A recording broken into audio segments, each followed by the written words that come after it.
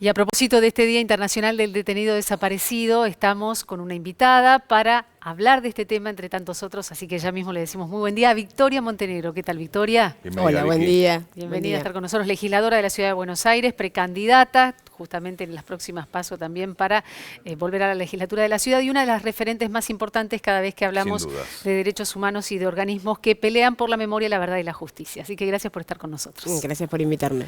Bueno, ¿qué implica, no? El número 30.000 aparece de manera recurrente y en esta campaña en particular, mencionado por la oposición varias veces y relacionándolo con la cantidad de víctimas de la COVID.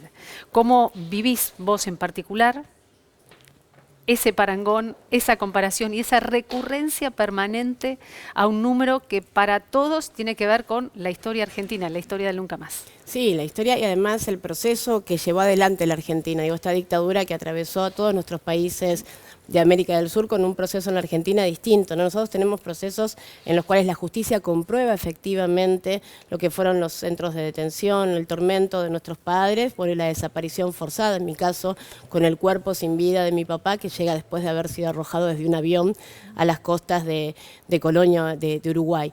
Y uno cuando escucha por parte de la oposición nuevamente estos discursos de negacionismo, no tratar de comparar una tragedia que sin lugar a dudas es la que tenemos como humanidad, con las personas que fallecen por COVID, con lo que significó el terrorismo de Estado, un Estado que secuestraba, torturaba, desaparecía, con un Estado que desde el primer instante hizo todo lo que estuvo a su alcance y más para que todos aquellos argentinos y personas que estuvieran transitando la enfermedad tuvieran los recursos necesarios. Me parece de un gesto absolutamente miserable y que además tiene que ver todo el tiempo con seguir ninguneando una historia que sigue siendo muy dolorosa para todos. Y el ejercicio claramente tiene que ver con construir memoria, sobre todo para las generaciones más jóvenes. Vos sabés, Vicky, que yo muchas veces a mí me gusta generar empatía con quien nos mira, ¿no? Porque somos uno más nosotros, ¿no? O sea, cumplimos este rol, pero no hay ninguna diferencia con quien está mirando del otro lado.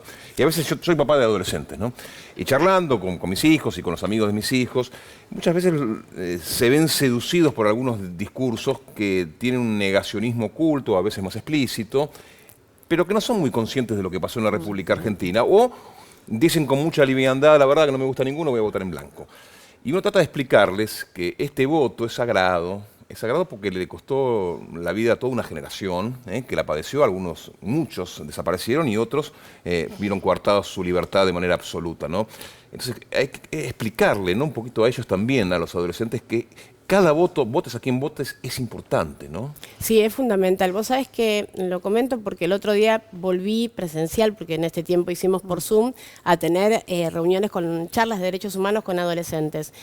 Y me pasó algo que fue como el parámetro para entender lo costoso que fueron los 4 años del gobierno de Macri para la política de memoria y también obviamente estos 2 años de pandemia que no nos permitió encontrarnos con los chicos. Eran chicos de aproximadamente 16 años, claro. Y cuando hablábamos de la memoria, bueno, de aquella historia, de la desaparición del camino de las abuelas, digo, del camino este que transitó la Argentina, tratando de reparar aquella historia para que no vuelva a suceder, le menciono la ESMA y de hecho quería hablar de los otros espacios para la memoria en la ciudad. Y no conocían la ESMA. Entonces esta idea de que ya todos saben no es tan así, porque hubo 4 años de una ausencia absoluta por parte del Estado. Vos pensás que ese proceso que nosotros vivimos en la Argentina, y yo fui parte, porque de hecho cuando asume el expresidente Kirchner, que yo no voté, yo ideológicamente todavía era María Sol Tetzlaff, que era mi identidad anterior, no legalmente, porque legalmente ya era Victoria, pero ideológicamente yo era María Sol. Y fui parte de ese proceso, de esa sociedad argentina que entendió que cambió. Las cosas se dieron claramente por el rol de los organismos de derechos humanos, pero después porque hubo un Estado que definió, que decidió no volver a repetir esa historia y construir hacia futuro sociedades que fueran mejores, cada vez mejores que nosotros. Los 4 años del gobierno de Macri impactaron fuertemente en eso, digamos. Vos pensás que nosotros dejamos la gestión con un canal de televisión que dependía del Ministerio de Educación, Paca Paca, que le hablaba de identidad a los niños de jardín de infantes. Yo fui a dar charlas en los jardines donde había nenes de 3 años que me conocían, que sabían que había abuelas que buscaban bebés y había que ayudarlas. Y mirá lo importante de lo que hicimos, que de hecho también acompañé, soy madrina de un jardincito en el barrio de Lugano, que a partir de trabajar la identidad en la búsqueda de las abuelas, les permitió eso trabajar con una familia del barrio de la Villa 20, digo, con quizás no muchos recursos para transitar el cambio de identidad sexual de un niño, las herramientas. Estamos hablando de un niño de salita de 4 que a partir de trabajar identidad pudo procesar quién era y qué le pasaba en ese proceso. Y la escuela acompañar. Digo, eso es política de Estado. Durante 4 años eso estuvo ausente. ¿Pero por qué estuvo ausente? ¿Porque se dejaron de dar esos talleres? ¿Porque a través de, digamos, no hubo el contacto pertinente con los organismos de derechos humanos para que se mantuviera esa política? No, porque los organismos de derechos humanos durante 4 años resistimos. Primero, el 2x1, la decisión de un presidente que decía, bueno, dejemos esta historia atrás y que todos estos abuelitos que secuestraron, torturaron, desaparecieron, violaron, vuelvan a la calle. Primero resistimos eso y a partir de ahí nos ha pasado desde los organismos de derechos humanos llevar adelante colectas para poder sostenerlo. De ahí los espacios para la memoria sí trabajaron, pero resistiendo. Todos resistimos los 4 años de Macri. Digo, hubo docentes que tenían compromiso, por supuesto, pero la política de Estado te permite articular con los programas de jóvenes y memoria. Digo, es todo un mecanismo que te da herramientas para que vos puedas ir acercándole a una generación que te debe pasar si sos padre de adolescentes, que tiene naturalizado la libertad de expresión, digo, y entender que no hace tanto tiempo en la historia todo era muy distinto. Y que hace 20 y pico de años de la ESMA se iba a ser la gran plaza de la reconciliación nacional. Y que todo eso se ganó, ¿eh? Se ganó a fuerza de muchas lágrimas y mucho sufrimiento. A ver, mis compañeros. Te escuchaba recién, Vicky, hablar del tema de que ibas a un jardín de infantes. Imagino que en el marco del debate ahora no habrá faltado quien te diga que ibas a adoctrinar a las escuelas. Sí, siempre lo dicen. Mira, nosotros los invitamos siempre, nosotros somos sumamente respetuosos con cada vez que uno da testimonio. Primero, en mi caso, porque cuando yo voy a dar testimonio lo hago como nieta, no como candidata, no hay una sola palabra que yo no cuente que tenga que ver con mi propia historia, que es mi historia. Circunstancialmente soy legisladora, pero siempre, lamentablemente, voy a ser hija de desaparecidos y soy una nieta recuperada por abuelas. Y soy muy cuidadosa además porque hablas en representación de abuelas y además porque cuando vos vas a dar una charla hay algo que quizás no se tiene en cuenta y es que quizás los hijos de esos hermanos y hermanas que buscamos nos están escuchando. Nosotros ya no buscamos solo a nuestros hermanos, nuestros hijos, yo ya soy abuela de hecho, nuestros hijos, están los hijos de nuestros hermanos, quizás están en esas aulas. Entonces poder acercarles esa duda de su propia identidad, porque no se trata solo de nosotros, sino de nuestros hijos también, y ya hasta de nuestros nietos, en los nietos que somos abuelos, que somos poquitos, pero ya somos abuelos, digo. Atento a esta conmemoración de este día en particular, yo no puedo evitar hablar de Arshak Arañán, el policía de la ciudad de Buenos Aires, hace 2 años que está desaparecido. Duele hablar de desaparecidos en este contexto, ¿no? Y hoy nos enteramos por la tapa de página 12, la nota de la colega Irina Hauser, de este diálogo entre la última persona que estuvo con Arshak y una mujer a la que le dice, vos seguí haciendo desaparecer personas. Sí, Leonel Herba, que es el último policía que le hace escuchar a Arshak el audio, y Jazmín, que es la novia de Leonel. Nosotros nos contactamos, yo presido la Comisión de Derechos Humanos de la legislatura, y a partir de una desaparición de personas, obviamente nos ponemos a disposición de la familia, en este caso su mamá, Rosita Bardush, y a partir de ahí construimos un vínculo que lamentablemente lleva 2 años y medio, con un derrotero, el primer tiempo, con unos niveles de impunidad, digamos, su familia estuvo 7 meses sin poder acceder a la causa. 7 meses esa madre sin poder saber qué se hacía y qué no se hacía. Es tremendo. Yo hablo con Rosita, siempre es un ser humano excepcional, una mujer fuerte, valiente, luchadora, pero hay una cuestión, y hay todos los que lamentablemente transitamos la ausencia desde la desaparición, que es lo más perverso que existe, porque vos siempre tenés la esperanza de que algo pase. Digamos, yo, mi papá sé que ya está desaparecido, tengo sus restos, los enterré.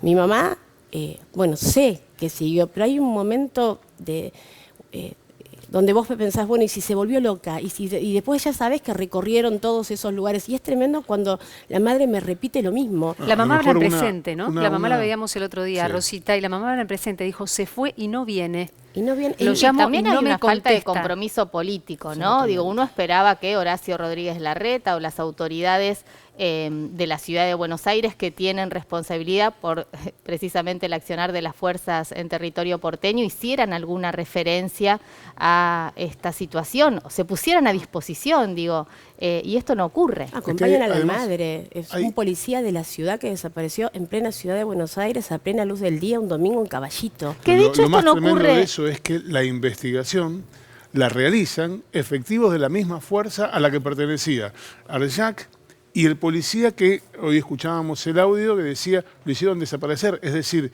está la fuerza investigándose a sí misma en un caso de desaparición de personas. Así es, hace 2 años y medio. De hecho, nosotros, digo, la familia, la querella, la Fiscalía y la Secretaría de Derechos Humanos, que ahora sí, con el secretario Horacio Pietragala, se suma a acompañar a esta madre y a plantear que esta causa tiene que investigarla la Justicia Federal y que es un caso de desaparición forzada de personas, porque no uno. Todo te lleva a la policía de la ciudad. Se borraron los datos del celular, se borraron los datos de la computadora, se borraron los datos del teléfono de este último policía, Leonel Herba. Se piden las cámaras, allá desaparece el domingo, del sábado, domingo y el lunes. La policía entrega solo las del sábado y el lunes. Las del domingo no están y cuando las entregan, la Fiscalía ya no tenía tiempo de recuperarlas porque se había vencido el plazo. Digo, una cantidad de irregularidades que no son De hecho, casualidades. es hasta antinatural dentro de las fuerzas de seguridad, Que que en se general entiende. cuando un miembro de la fuerza de seguridad tiene algún problema, digo, corrámonos de esta situación, hay como una situación corporativa, ¿no? Y en este caso, llamativamente no ocurre. Bueno, vos sabés que es muy tremendo, pero a la vez es muy interesante. ¿Por qué esta policía la crea Macri y Larreta, digamos? Es una policía que claramente, lamentablemente, con el caso de Arjac, es distinta. Digo, esta cuestión corporativa que uno la entiende básicamente porque los policías también, obviamente, todos los días combaten la delincuencia y tienen que cuidarse y su vida depende también del cuidado que le da a su compañero. Se rompió. Y también es una forma de plantear guarda. No sabemos qué pasó con Arjac, no sabemos qué información podía tener Arjac que lo llevó no a que lo maten, no a que lo maten, porque sí, también es cierto que cada tanto la policía tiene algún conflicto y terminan en una situación compleja donde hay algún fallecido. Arjac no está fallecido, Arjac está desaparecido hace 2 años y medio. Hace falta mucha gente para desaparecer una persona. Hace falta mucha ingeniería para De hecho, desaparecer esto una persona. me trae a la memoria, cuando se habla de memoria, verdad y justicia, y volviendo al inicio de esta charla, a Jorge Julio López, que sigue desaparecido, que hay un sistema que está vigente, pese lo que nos pese, digo, muchos fueron juzgados y condenados. Hubo una Digo, Echecolás que en pleno juicio, ¿no? En Mostró pleno un juicio mostró papel, un papel, digamos, hay exactamente. cierta impunidad que todavía rodea a quienes han sido los responsables de la dictadura militar. La declaración que están pidiendo de desaparición forzada de personas permitiría que esta causa fuera declarada delito de lesa humanidad y en consecuencia no prescribiera. No es un tema menor, sobre todo porque acabamos de ver que mandaron a juicio oral y público al empresario Pedro Blaquier. Con lo cual, episodios que pasaron hace 45 años todavía siguen abiertos a la posibilidad de justicia. ¿Cómo entendiste la cuestión de Blaquier respecto de esta tardía, pero finalmente llegada, posibilidad de justicia? Bueno, es importantísimo porque tiene que ver siempre, creo que el desafío que tenemos en materia de avanzar con los derechos humanos tiene que ver justamente con que podamos dimensionar, sobre todo para los más jóvenes, la pata civil de la dictadura. Porque acá hay imágenes que son gráficas, ustedes la ven, ¿no? Entra en el ejército, rompe la puerta, eso uno entiende que eso está mal. Ahora, cuando vos entendés que detrás de ellos hubo otros actores con más perversión, con más frialdad, que calcularon cuántos de sus propios empleados tenían que desaparecer para que a ellos les cierren esos números o instalar ese modelo de país que a sus empresas les servían, uno puede rápidamente asociarlos con muchos de los que hoy están también empresarios tratando de desestabilizar permanentemente nuestro proceso democrático. Vicky, ¿por qué pensás vos, que lo desaparecieron? No lo sé, esa respuesta la tiene que dar justamente la justicia, por eso nosotros queremos que avance. Yo no sé qué es lo que pasó, yo solo te puedo decir que hay una madre que busca a su hijo. Y es tremendo cuando ella le dice, de hecho se lo dijo al presidente, ¿cómo le digo? ¿Tenía o tiene? Porque le preguntó qué edad tiene en una foto que Rosita le entrega de Arjac a Alberto. ¿Cómo le digo? ¿Tenía o tiene? Y ayer hablábamos justamente y ella me dice, yo necesito saber qué pasó, pero yo no quiero que mi hijo esté muerto. Ahora, hay un episodio de una pala. Hay una información, nosotros estamos seguros de que Arshak tenía cierta información que comprometía no solo a un grupo de policías. De eso estoy segura porque si comprometía solo un grupo de policías, rápidamente hubieran actuado de otra forma. Desde el primer momento que nosotros avanzamos con el habeas corpus, solo se fueron borrando pruebas, las cámaras, los teléfonos, desviar la causa. Dijeron que era un tema de chalecos, dijeron que estaba en Venezuela, dijeron que se había ido a Brasil, dijeron que se había ido a Armenia, y todo lo dijeron policías.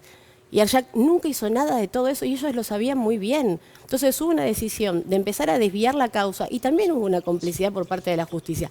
Hoy hay una orden del juez para que la propia policía de la ciudad siga viendo el rebote de los celulares de sus propios policías de la ciudad. Entonces, si no hay una decisión de borrar todo, de empantanar todo para que no encontremos respuesta, no sé qué decirlo. Y esa pregunta la tiene que responder el jefe de gobierno de la ciudad.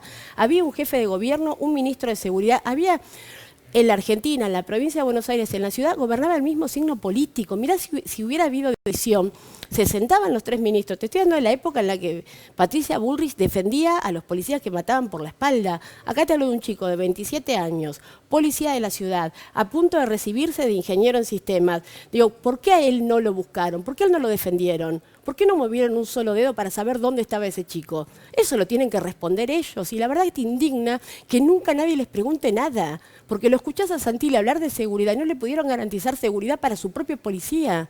¿Qué nos queda al resto de nosotros? Aparte, estos policías siguen siendo policías. ¿Qué seguridad tenemos?